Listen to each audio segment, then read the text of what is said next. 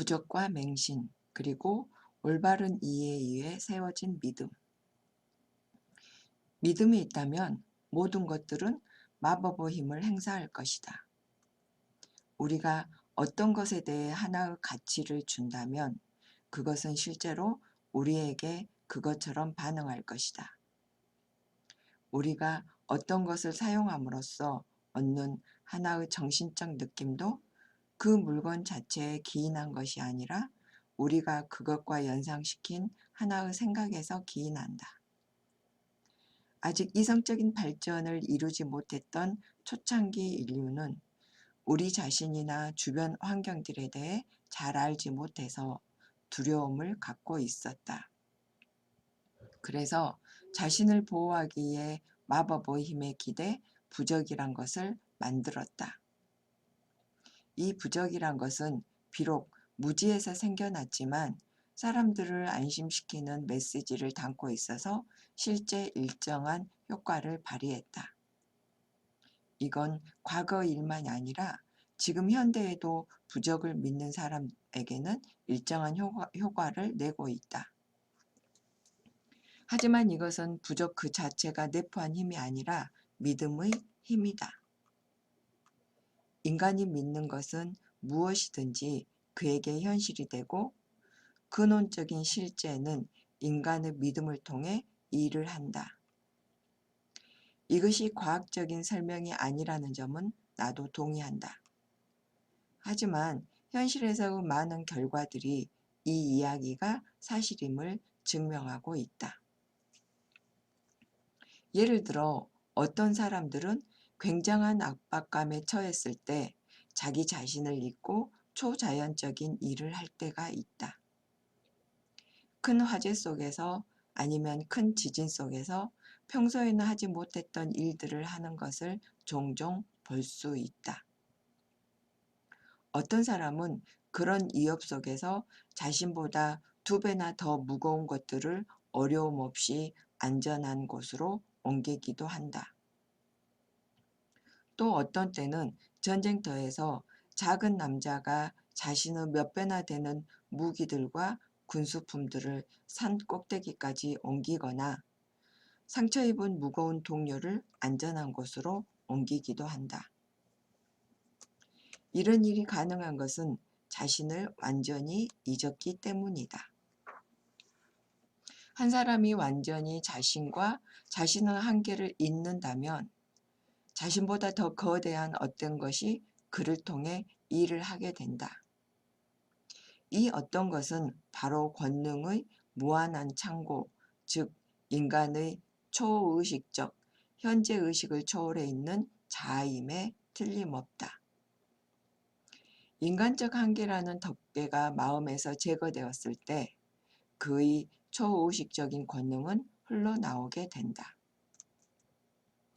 인간이 자신의 개인적인 한계들을 잇는 2가지 방법이 있는데 하나는 외부에서 압박감이 아주 혹독해졌을 때이고 다른 하나는 어떤 것에 대한 신뢰와 믿음을 통해서이다. 만약 한 사람이 무언가를 믿는다면 감금되어 있는 초의식의 에너지를 발산시킬 수 있다. 그러면 한 인간으로서 겪는 개인적인 걱정과 두려움마저 사라지게 된다. 이걸 다르게 표현해 본다면 믿음을 통해 인간적 한계라는 덮개가 제거되어 마음을 통해 우주 에너지가 흐르게 되었다고 말할 수 있다. 예를 들어 잠재적인 억압으로 인하여 자신이 약하고 보잘것없다는 믿음을 가진 사람이 있다고 해보자. 이런 사람들은 흉과에서 귀신이 계속 출몰해서 자신을 괴롭히는 것처럼 좌절과 같은 부정적인 생각이 계속 머릿속에서 떠올라 괴로워하고 있다. 그런데 갑자기 자신이 의지할 만한 어떤 것, 다시 말해 자신에게 강함과 성공을 보장해줄 어떤 것을 발견한다면 바로 그걸 꽉 움켜잡을 것이다. 그랬다면 그 생각에 대한 올바른 종이 되는 것이다. 유년 시절을 거쳐 계속 나이가 들어가면서 그에게 어떤 미신적인 믿음은 형성되어 모든 것을 약속해주는 그 믿음에 이젠 어떤 의문도 제기하지 않게 된다. 그것은 인간의 상상력을 사로잡는 마법이다. 그는 어떤 의문도 제기하지 않으면서 신비적인 것을 받아들인다. 그 즉시 평화와 확신을 찾게 되고 걱정과 두려움으로부터 해방구를 발견한다. 그는 스스로에게 이렇게 말한다. 아, 지금부터 이 마법은 나를 위해 일할 것이고 어떤 것도 나를 막지 못할 거다. 그렇다면 잠시 동안 행운이 따르게 된다. 맹목적인 믿음으로 인하여 초의식의 권능이 활동하도록 마음의 수도꼭지를 연 셈이다. 초의식은 항상 인간의 믿음을 통하여 활동한다. 하지만 인간이 그것의 본성과 모순되게 행동한다면 영원히 작동시킬 수는 없고 조만간 반작용이 따르게 돼 맹목적 믿음에 타격을 가할 것이다. 맹목적 믿음으로 어떤 세력이나 권세를 얻게 된다면 언제나 이성적인 시야를 잃고 만다. 그래서 자기중심적이고 허영에 찬 인간이 된 채 자신을 비범한 인물이라고 믿고 생각한다. 그래도 그 믿음으로 인해서 어느 정도는 많은 일들을 이루며 살 것이다. 그런데 그런 오만 때문에 남들의 감정을 짓밟으며 으스대는 것에 병적인 만족감을 갖게 된다. 이것은 타락의 시작이다. 만약 맹목적 믿음이 한번 흔들리기 시작한다면 다시는 그 믿음을 일으켜 세울 수 없다. 맹목적 믿음으로 성공을 이끌었던 사람은 어떻게 처음의 짜릿함을 회복할 수 있는지를 알지 못하고 맹목적인 믿음 안에서 자신의 죽어가는 희망을 다시 살릴 핵심 열쇠를 찾아내지 못한다. 명확한 알미 없는 맹목적 믿음은 자신이 알지도 못하는 어떤 것을 이성의 눈을 감은 채 믿는 것이다. 이것은 잠시 동안은 그 믿음을 유지할 수 있지만 영원한 시간 동안 확고하게 지속시킬 수는 없다. 이제 맹목적인 믿음을 갖는다는 것과 우리 이면에 존재하는 근원적 실제에 대한 믿음을 갖는 것의 차이를 이해했을 것이다. 우선 근원적 실제는 그것 자신으로부터 지금 현재의 우리의 모습까지 만들었다. 다음으로 그것은 우리에게 생명을 불어넣었고 우리의 다양하고 변화하는 상황들을 통해 활동한다. 그리고 우리의 몸을 만들기 위해 신체 기관의 세포들을 현현시켰다. 그렇기에 그것이 우리의 몸을 다시 일으켜 재건하는 법을 안다는 것은 당연하다. 우리가 수용적으로 된다면 근원적 실제는 우리에게 새로운 생각과 영감들을 계속 심어준다. 아주 거대한 권능과 잠재력을 지닌 근원적 실제는 절대 실패하지 않고 모든 것들을 다시 살아나게 할 수 있다. 심지어는 우리의 죽어버린 희망과 비틀거리는 믿음마저도 다시 생명을 띠게 할 수 있다. 단지 구하고 믿는다면 근원적 실제는 우리의 믿음을 회복시킬 수도 있다. 만약 우리가 근원적인 실제를 믿기만 한다면 그것이 할 수 없는 일이란 없다. 우리의 몸과 마음이 약하다면 그 실제에게 구하라. 그러면 그것은 육신과 마음을 강하게 만들 것이다. 친구가 필요하다면 그 실제에게 구하라.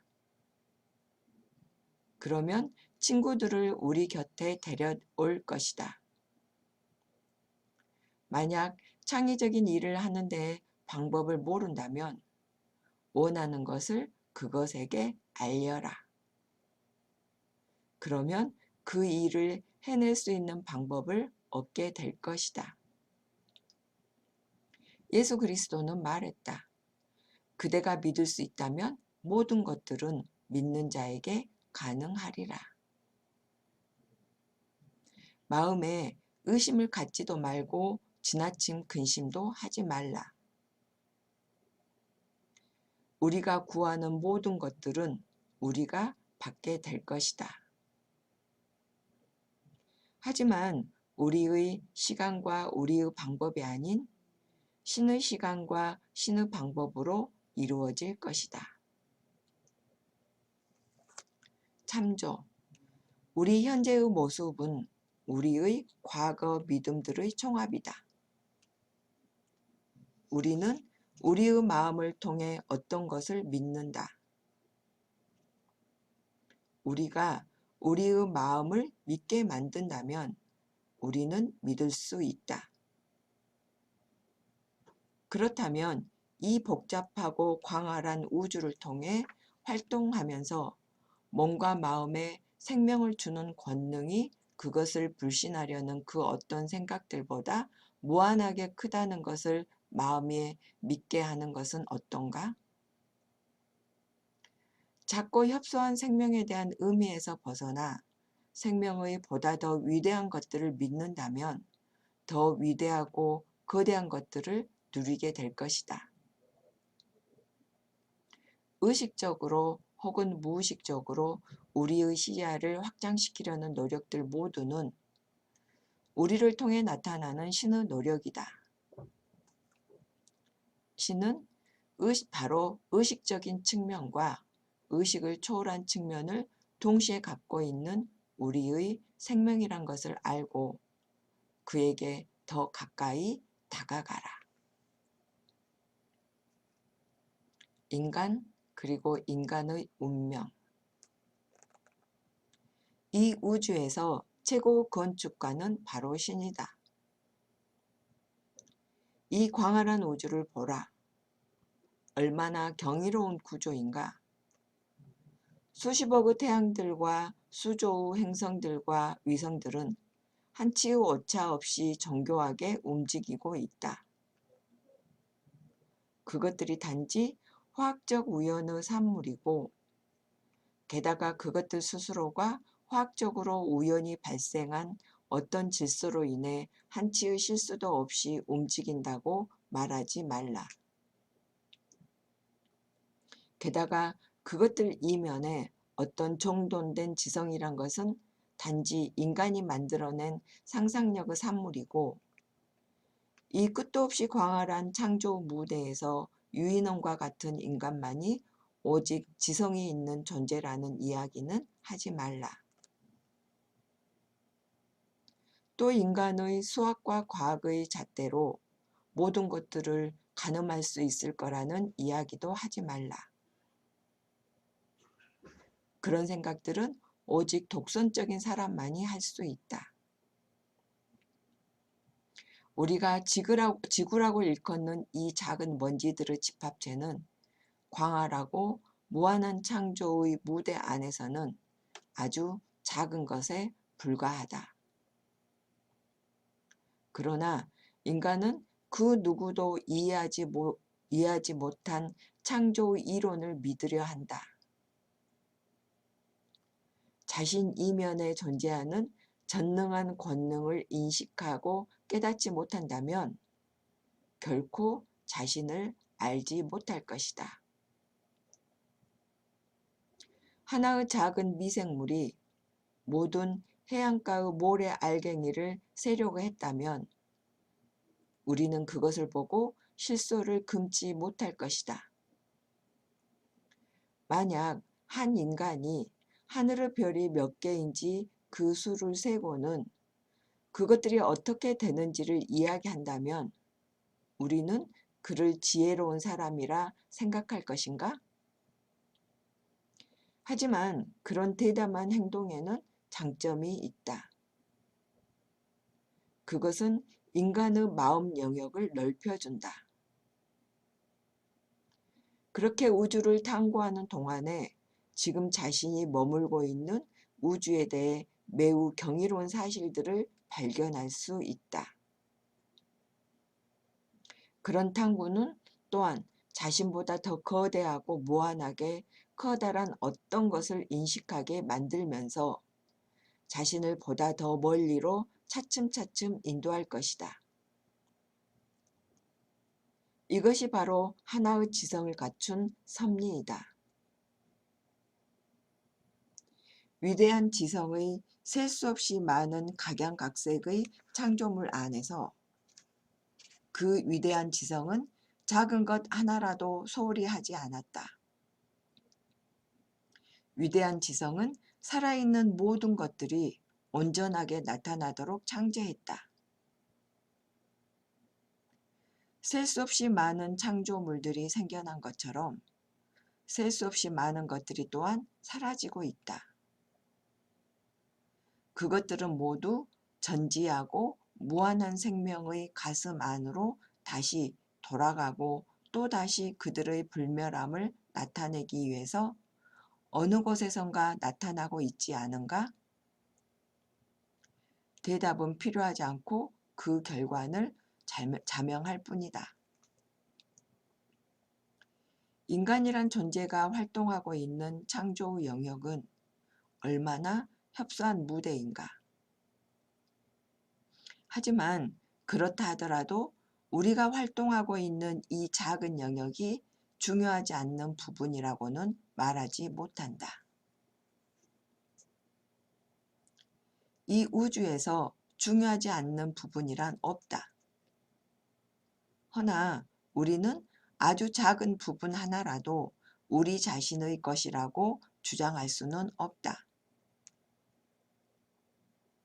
태초의 시간부터 우리 인간은 많은 것을 창조했고 많은 건물들을 세웠으며 그 오랜 기간 사랑을 하며 살아왔다. 우리의 창조 표현을 위해 우리에게 필요했던 모든 것들은 신의 뜻에 의해서 우리에게 주어졌다. 원시림들을 통해, 동굴들을 통해 바빌론, 이집트, 그리스, 로마, 카르타고, 인도, 그리고 중국을 통해 인류는 계속 나아가면서 그들의 여정에서 필요했던 모든 것들을 찾아냈었다. 심지어 지금 우리가 사는 세상에서도 우리가 필요한 모든 것들, 그리고 우리가 구하는 모든 것들은 우리가 찾아내고 있다. 이것은 우리의 위대한 사상들과 우리의 위대한 발명가들에 대한 이야기일 뿐 아니라 우리 자신을 나타내는 데 필요한 모든 영광과 방향들에 대한 이야기이기도 하다. 이 땅에서 새롭게 나타난 것들은 자존하는 실제에 영원히 존재했었던 것임에 틀림없다.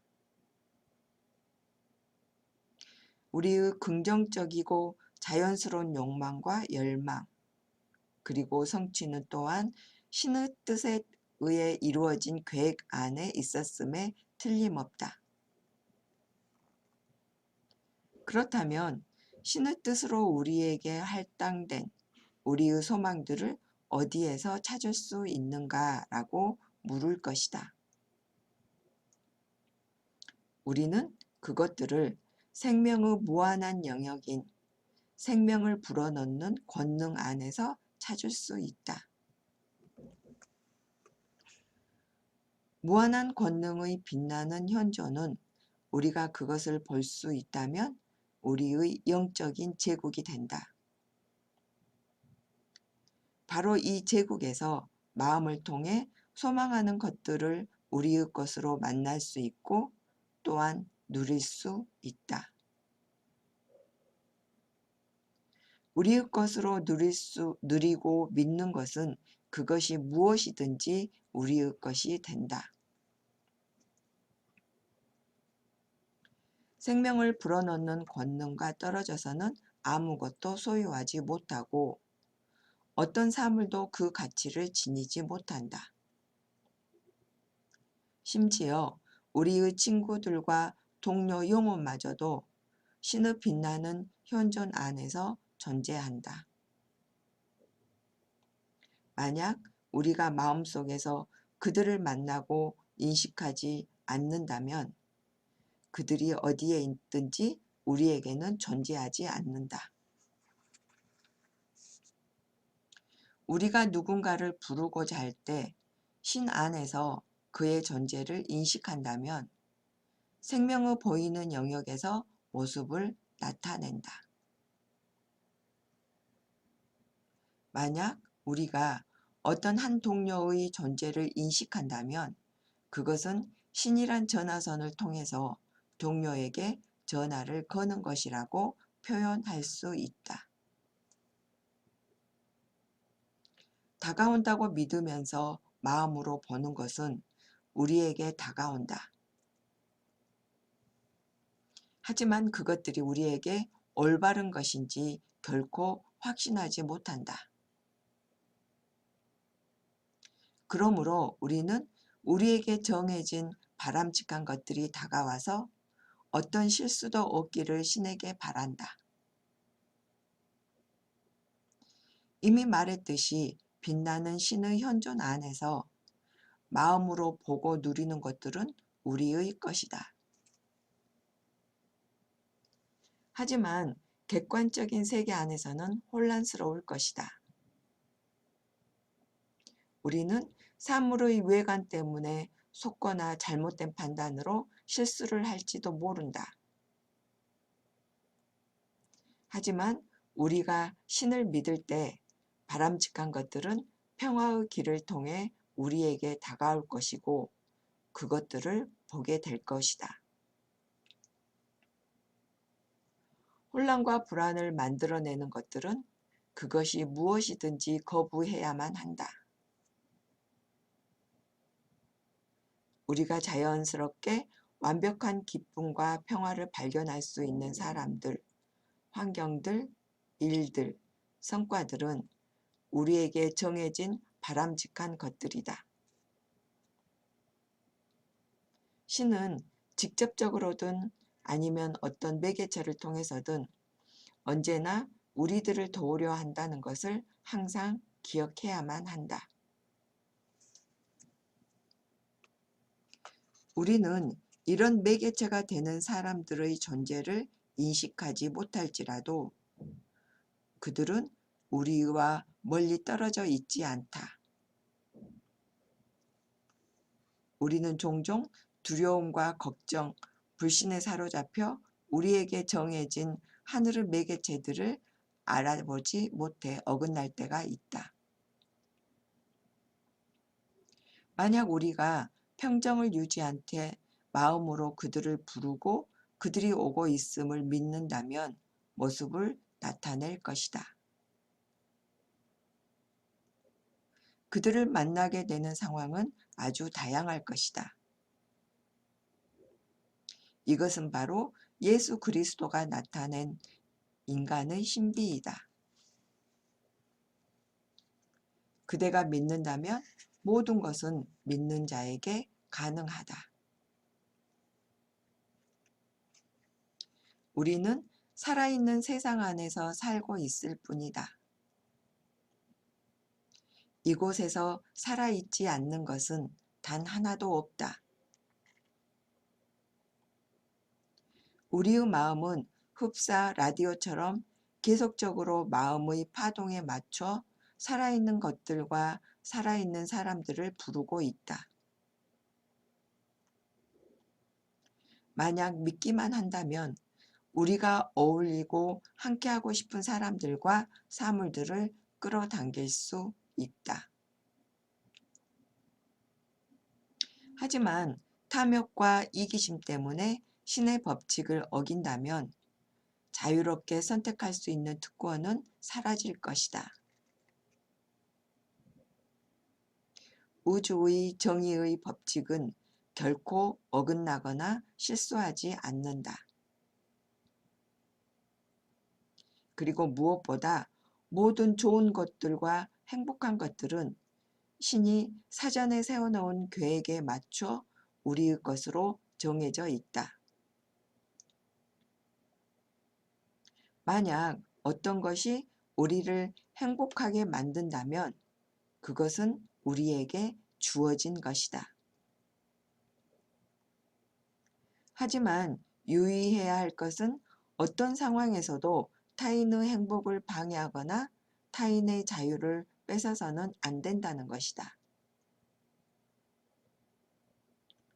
서로 배려하에 우리가 신 앞에서 주고받는 것은 하나의 약속이 된다. 그것은 신성하고 구속력이 있어서 깨질 수 없다. 상행위를 규율하는 법이나 사회적, 가정적인 규범 역시도 이런 영적인 약속들의 기초에서 세워져야 한다. 그렇게 한다면 이기심과 탐욕에 기인한 모든 타락과 기만을 제거할 수 있을 것이다. 우리의 시선이 신을 향한다면 그 안에서 필요한 모든 것들을 찾을 수 있다. 그러므로 타인의 것을 뺏으려 할 필요가 없다. 참조. 마음을 통제하는 동안 우리는 신의 선한 것 모두가 우리에게 흘러 들어오는 것을 봐야만 한다. 그렇게 한다면 걱정에 사로잡힌 마음을 다른 것에 열중하게 해서는 근심으로부터 그렇게 한다면 걱정에 사로잡힌 마음을 다른 것에 열중하게 해서 근심으로부터 벗어나게 할 것이다. 목소리 그리고 마음과 몸을 새롭게 하는 방법. 이 땅의 인류가 모습을 드러낸 이래 인류는 많은 언어를 사용했다. 그리고 그중 많은 언어들은 자취를 감췄고 또 처한 환경에 따라 새로운 언어로 진화되기도 했다. 하나의 언어가 시대의 흐름에 뒤처져 진부한 것이 되었다면 그것은 역사의 뒤안길로 사라지고 만다. 새로운 단어와 새로운 표현 방식을 채택한 형식에 얽매이지 않는 언어는 차츰 형식적이고 생명력을 잃은 언어를 몰아낸다. 그러면 의문이 떠오른다. 인간의 표현 방법은 왜 변하는가?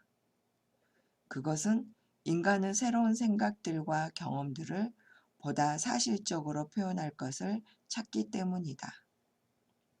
그래서 인간은 자신의 감정의 있는 그대로의 표현을 막는 장애들은 그것이 어떤 것이든지 폐기처분시킨다. 강인한 나라에서는 강인한 언어가 발전된다고 한다. 하지만 한 국가가 또 고풍적인 풍미를 얻는다면 강인한 언어는 사라져버린다. 내가 진정으로 말하고자 하는 요점은 어떻게 자신의 근원의 본성, 근원의 실제로부터 어떤 충동 없이 새로운 단어들과 언어들을 만들 수 있겠느냐는 것이자 분명 새로운 단어와 언어는 근원적 실제의 충동으로부터 생긴다. 그런데도 우리는 그 실제를 말하지 못하는 것으로 생각할 수 있겠는가? 그렇지 않을 것이다.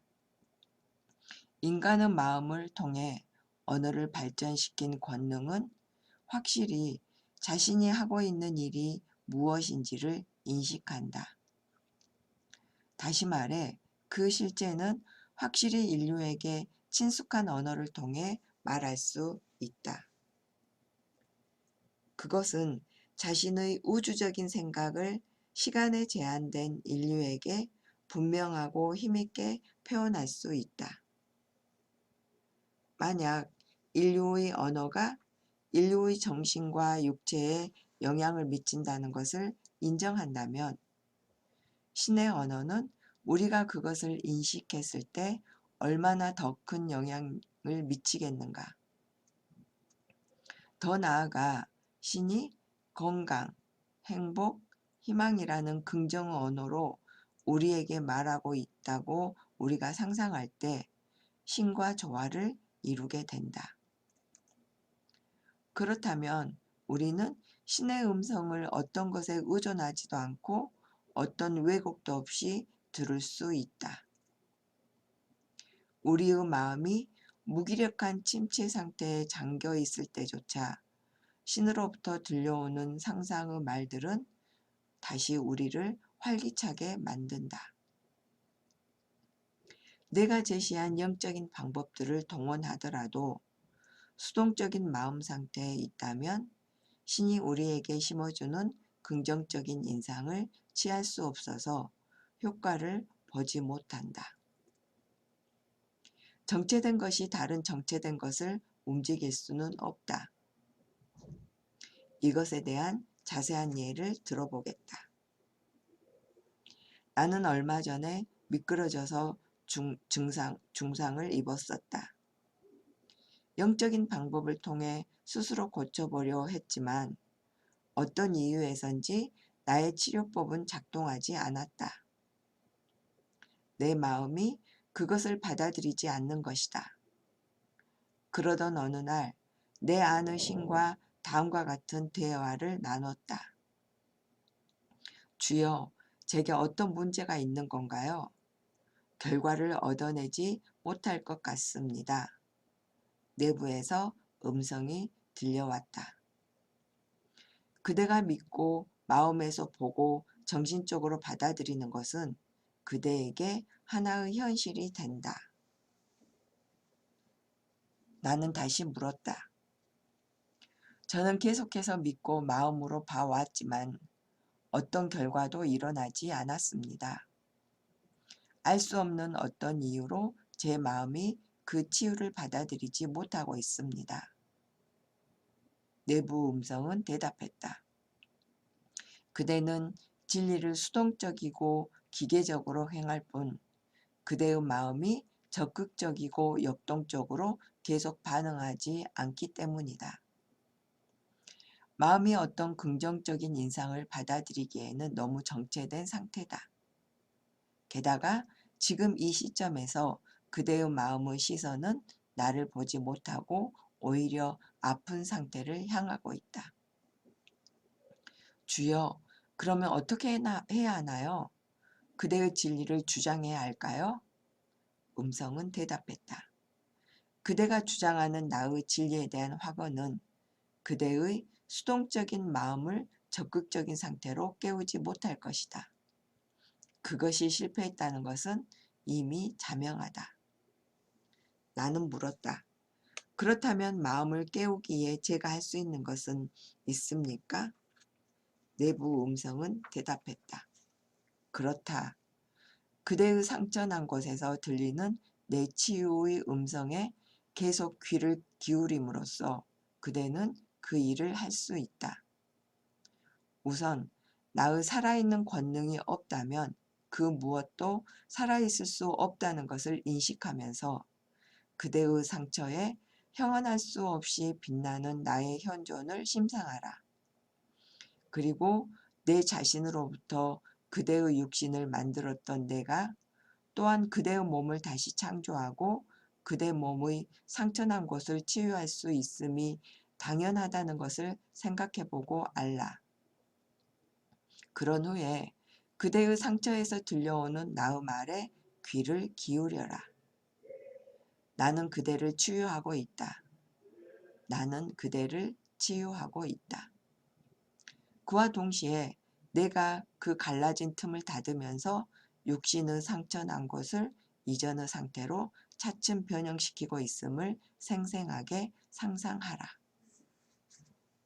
난 물었다. 이걸 얼마나 자주 할까요? 주는 대답했다. 치유되지 않았다고 인식하는 한 자주 행하라. 이 심상화의 주요한 목적은 그대의 마음 안에서 치유 활동이 일어나고 있다는 뚜렷한 확신을 세우는 것이다. 만약 그대가 믿음이 있다면 내가 그 일을 계속해서 하고 있다는 것을 기억하는 것만으로도 충분하다. 또 그대는 그대의 마음에게 결함에 대한 생각이나 질병에 대한 그림을 비우도록 말하게 하는 행법 또한 좋은 행법이다. 그대의 마음이 그것은 그렇게 되어가고 있다고 확언하게 하라. 그러면 심지어는 그대의 마음에게 병에서 해방될 것이다 라고 소리내어 말할 때도 있을 것이다. 일주일이 지나기 전에 나는 완벽하게 치유됐다. 어쩌면 나와 주가 나눈 대화 전체가 단지 상상력이 꾸며낸 일일 뿐이고 그것에는 어떤 진실도 존재하지 않는다고 말할지 모른다. 과연 그런가? 보자. 첫째로 우리의 진실이라 상상한 것은 얼마 지나지 않아 우리에게 사실이 된다. 둘째로 우리가 신에게 돌린 모든 긍정적인 진술은 영원하다. 왜냐하면 자존하는 실제에게는 어떤 것도 새로운 것이란 없기 때문이다. 셋째로 시간에 정속된 인류를 현현할 수 있는 실제는 인류의 언어와 감수성을 따라 시간 속에서 활동할 수 있다. 상상과 현실을 갈라놓는 경계는 오직 의심하는 인간의 마음 안에서만 존재할 뿐이다. 그러나 또 영원히 활동하는 근원의 실제는 영원의 시간 속에서 자신의 근원의 진리를 되풀이하고 있다. 아니 오히려 표현하고 있다는 말이 적당할 듯하다. 태양은 영원히 꺼지지 않고 빛을 계속해서 내고 있지 않은가? 마찬가지로 영원히 활동하는 근원의 실제 역시도 계속해서 자신의 불멸의 진리를 표현하고 있다. 모든 긍정적인 속성과 활동은 바로 그 실제의 속성과 성질이다. 이 실제는 그것의 시간이란 매개체를 통해 나타나는 인간이란 표현과도 깊게 연결되어 있다는 것을 기억해야만 한다. 그 실제는 영원히 그것의 창조된 현현들을 통해 활동하고 있다. 이 논의가 복잡하지 않기를 바라지만 한계에 속박된 우리가 이해하기에는 어렵기 때문에 복잡하게 느껴지는 것은 어쩔 수가 없다. 우리의 마음이 근원적 실제와 충분히 일치조율할 때 신의 음성을 들을 수 있다. 일치조율하기 가장 좋은 방법은 근원적 실제가 우리에게 모든 긍정적인 진리를 말한다고 상상하는 것이다. 어쨌든 한 사람의 아픈 부위를 통해 신이 말하는 방법은 굉장히 효과적이다. 이것은 실제 많은 사례들을 통해 증명되었다. 소화기관에 문제가 있든 심장에 문제가 있든 이 간단한 방법으로 창조 원리인 신과 일치 조율할 수 있다. 우선 빛을 쏟아내는 신의 존재가 창조의 진료를 갖고 있다는 사실을 알아야만 한다. 이 진료는 모든 창조물을 형성한다.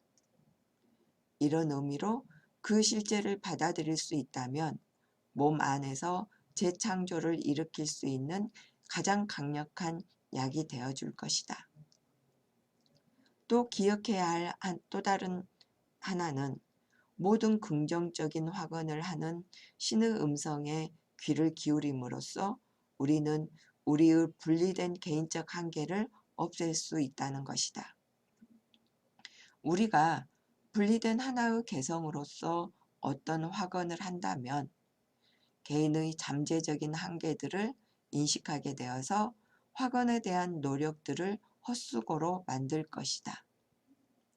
우리 인류의 천성과 인류의 경험들은 너무나 강력해서 그것들의 영향을 피하거나 극복하기가 힘들다. 예를 들어 우리의 세포를 보자. 그것들 안에는 스스로 존속하는 힘이 주어져 있다. 그런데 어떤 이유로 인해 세포들은 갑자기 자생하는 생명력을 잃기 시작한다. 이 갑작스러운 변화는 우리 인류의 천성과 경험 때문이다. 이런 이유로 생체의 세포들을 만들었던 근원의 실제가 세포들을 다시 재생산, 갱생할 수 있다고 믿기가 점차로 어렵게 되었다. 우리가 직접 실험한 것을 통해 비추어 봤을 때 세포들의 점진적인 변화를 현실적으로 영상화하고 느낄 수 있다면 근원적 실제가 실제로 몸 세포들을 재생할 수 있다는 것을 알 수 있었다. 이 변형은 마치 피어나는 꽃의 슬로우 모션 영상처럼 새 세포들이 낡은 세포로부터 피어난다. 특히 세포의 활발한 회복 활동을 우리가 영상으로 보고 느낀다면 그 세포들이 다시 새롭게 되는 것을 의심하지 않게 된다. 우리가 세포를 인격처럼 대하면서 그것들과 대화를 나눈다면 매우 큰 도움이 된다. 결과의 성패 여부는 우리가 모든 것에 새 생명을 불어넣는 근원 원리의 권능을 얼마나 믿기 원하느냐에 달렸다. 직접 실험을 해봐서 완벽한 결과들을 얻고 경험을 통해 나타냈을 때조차 이런 가능성을 부정하는 세상의 악의적인 세력에 의해 이 결과들과 경험들을 무효처럼 만들 수 있다는 것은 인정한다. 하지만 우리는 실험을 해서 이런 경험들과 결과들을 직접 가져보아 내가 말하는 이론이 사실임을 적어도 자신에게는 증명할 수 있다. 이 위대한 사상을 더 영감 어린 말로 표현하지 못하는 것이 안타깝다. 위에 언급한 방법으로 우리는 생명 유지에 필수적인 기관들을 새롭게 하고 다시 활발하게 할 수 있다. 참조, 이 명상을 한다면 자신을 의식의 자존하는 측면, 즉 초의식적 생명으로 여겨서 몸을 자신의 것으로 생각하지 말아야 한다. 우리가 본래적 본성으로 회귀한다면 아버지와 우리는 하나가 되고 우리 역시 아버지처럼 자유롭다.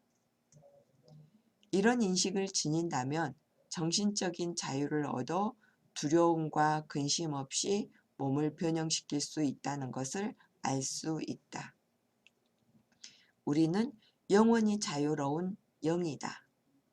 그 당연한 권리로서 우리가 소망하고 주장하는 상태가 무엇이든지 우리의 몸과 마음에 일어날 것이다. 오직 우리의 인식에 그 결과의 성패가 달렸다. 결과가 일어나는 동안 신이 주신 모든 방법과 수단을 사용해 마음을 편하게 만들라. 그리고 진리를 계속 간직하라. 언젠가 오직 절대적인 진리만을 요구할 때가 올 것이다. 몸 세포들에 다시 활력을 주는 것을 해보려 한다면 그 세포들을 하나의 인격이 있는 작은 존재처럼 대하면서 신의 빛나는 현존 안에 있는 것을 상상하라. 그리고 신이 다음처럼 말하는 것을 상상한다. 나는 너의 창조주인 주 하느님이다. 나는 나의 빛나는 창조의 진료들을 그대가 흡수해 새롭게 되기를 명하노라.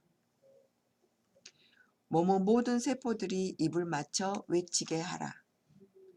우리는 모두 새롭게 되고 있습니다, 주여. 그리고 새로운 세포가 오래된 세포를 뚫고 피어나는 것을 하나의 영상으로 보며 새롭게 된 세포들의 그 생생함을 느껴라. 이것은 꼭 필요한 과정이다. 우리가 어떤 상황을 느끼지 못한다면 결코 현실이 될 수 없다. 만약 우리가 어떤 긍정적인 상황을 느끼지 못한다면 우리는 단지 수동적으로만 그 일이 일어나기를 기대할 뿐이다. 이렇게 수동적인 상태가 된다면 어떤 긍정적인 일도 일어나지 않는다. 원하는 것이 사랑이든 아니면 어떤 종류의 감정이든 마음이 수동적이라면 그 어떤 것도 생명을 띠고 일어나지 못한다. 왜냐하면 수동적 마음은 외부로 방출하는 특성이 결핍되어 있기 때문이다. 참조. 우리의 세포들은 본래 마음, 생명과 육신 이면에서 생명을 주는 권능 안에서 깨어났다. 치유를 마쳤다면 이 세포들이 계속해서 그 근원으로부터 신선한 활력을 받아 깨어나고 몸은 활기와 충만함으로 가득한 것을 상상하라. 중요한 것은 새 세포들이 계속해서 생겨난다는 것을 느끼는 거다. 마치 세포들이 생명으로부터 잇따라 계속 흘러가는 것처럼 느껴라. 강력한 정신적 영상의 자극제가 없다면 세포는 다시 살아날 수 없다. 또 이것과 함께 우리의 생명이 몸 세포에게 다음과 같이 말하는 것을 상상하라. 나는 그대를 부활시키고 있다. 나는 그대를 부활시키고 있다. 생명과 협력을 하라. 즉 세포들에게 용기를 불어넣는 말을 하라. 그러면 세포들은 기운을 회복할 것이다. 매일의 명상을 통해 모든 세포들과 기관들이 편재하고 빛나는 현존의 창조 진료를 흡수함으로써 새 생명을 얻고 새 기운을 얻게 되는 것을 현실처럼 상상하라. 상상하고 마음으로 본 것은 현실이 된다. 어떤 이들은 이런 명상들 전부가 정신적인 체조와 같다고 주장한다. 영광 후 할렐루야 라고 외치는 것은 어떤가? 이 명상들과 동일한 효과를 얻을 것이다. 그런데 이 명상은 사람의 마음을 자극시키는 정신적 체조 이상의 효과를 갖고 있다. 이 명상 안에는 근원적 실제와 활동시키고 생명을 주는 근원적 실제의 힘에 관한 이해가 담겨 있다.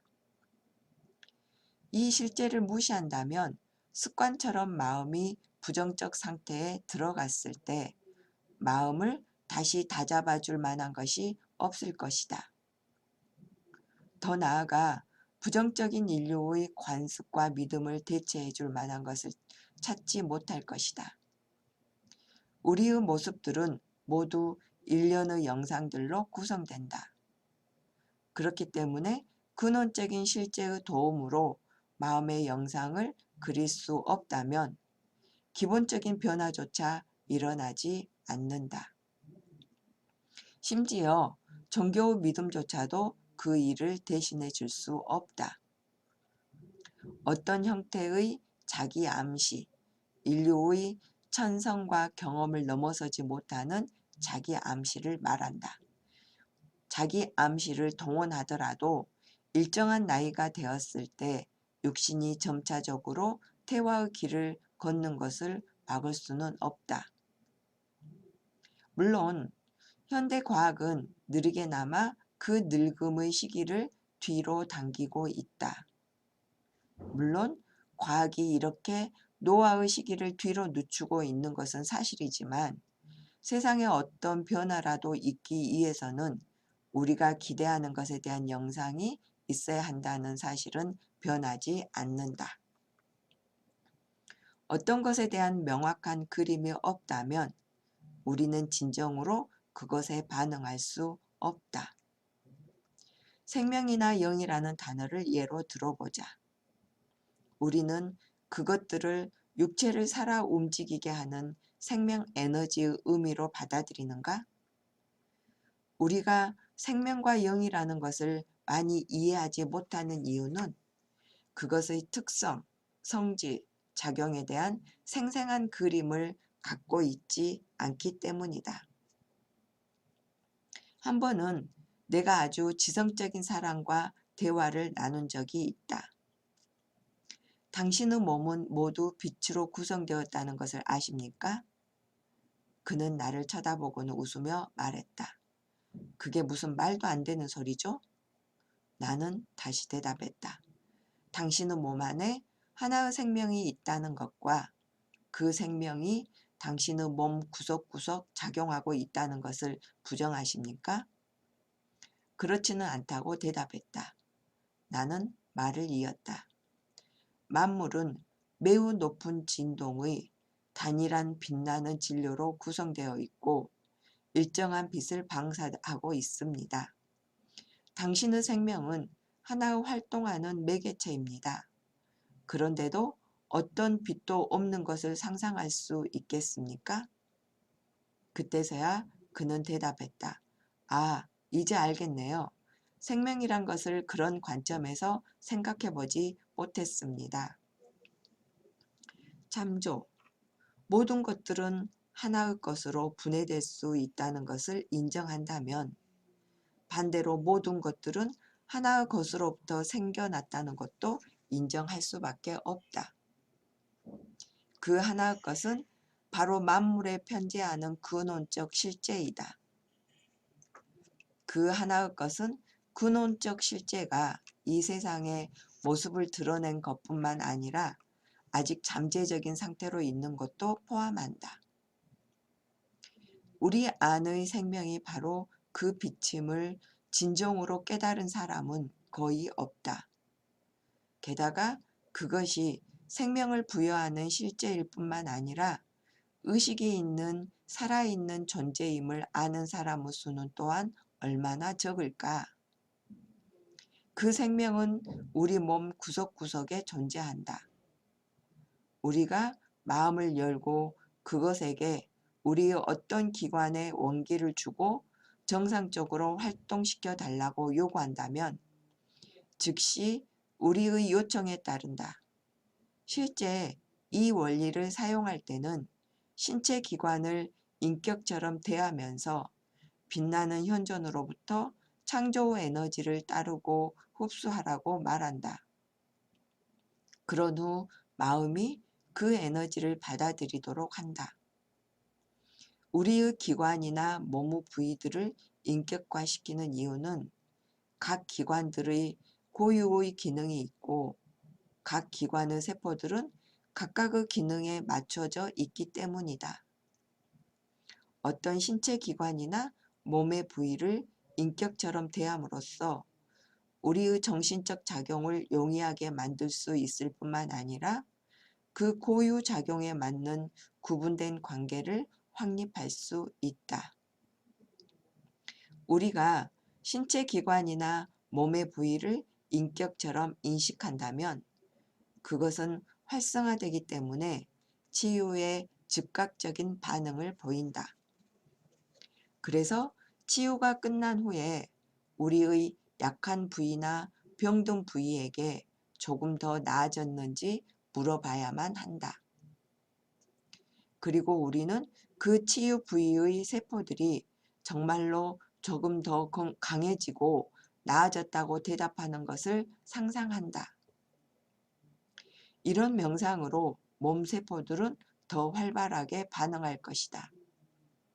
그리고 지금 내가 이 책에서 하는 작업은 이론적인 철학 부분은 가능한 한 배제시키면서 실용적인 측면으로만 축소시키고 있다는 것을 기억해 줬으면 한다.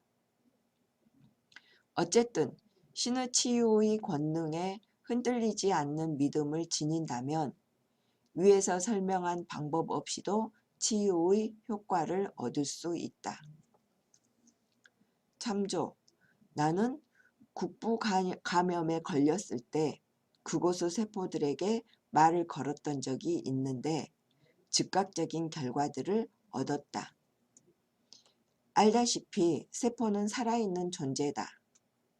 난 다음과 같은 방식으로 그 세포들에게 말을 걸었다. 너희들은 무엇을 원하는가? 신인가? 아니면 질병인가? 신은 너희들의 생명이고 질병은 너희들의 죽음이다. 네가 죽음보다 생명을 더 좋아한다면 질병을 붙잡고 있는 손을 놓아라. 그리고 너 이면의 살아있는 권능인 신이 너를 다시 재건하고 새롭게 하도록 하라. 세포들이 질병을 떠나보내고 신의 치유의 권능을 받아들이는 것을 상상함으로써 순식간에 치유되었다. 생명을 지닌 대부분의 것들은 살기를 원한다. 그것들에게 필요한 것은 단지 상위의 권능으로부터 약간의 격려를 받는 것이다. 의학적으로도 적혈구와 백혈구를 증가시키기 위해서는 영양가 있는 음식, 신선한 공기와 태양이 필요하지만 그 외에 가장 중요한 것은 환자의 긍정적인 마음 태도라고 한다. 그리고 긍정적인 마음을 갖기 위해서 가장 효과적인 것은 자신 안에 살아있는 신의 치유와 창조 권능을 믿는 것이다. 형이상학적 진리를 공부하는 초심자이거나 아니면 믿음이 부족한 사람인 경우에는 확신을 얻기 위해 다음의 명상을 수행해 봐야 할 것이다. 몸의 아픈 부위에 손을 댄 후에 가볍게 만진다. 그런 후에 당신은 영원히 자유로운 영으로서 아픈 부위의 세포들에게 빛나는 존재의 창조 에너지를 흡수해서 새롭게 되라고 명령한다. 세포들이 그 명령을 따르는 것을 생생하게 마음속으로 보라. 이것은 세포의 잠재된 마음뿐만 아니라 현재 의식을 긍정적이고 활기차게 만들 것이다.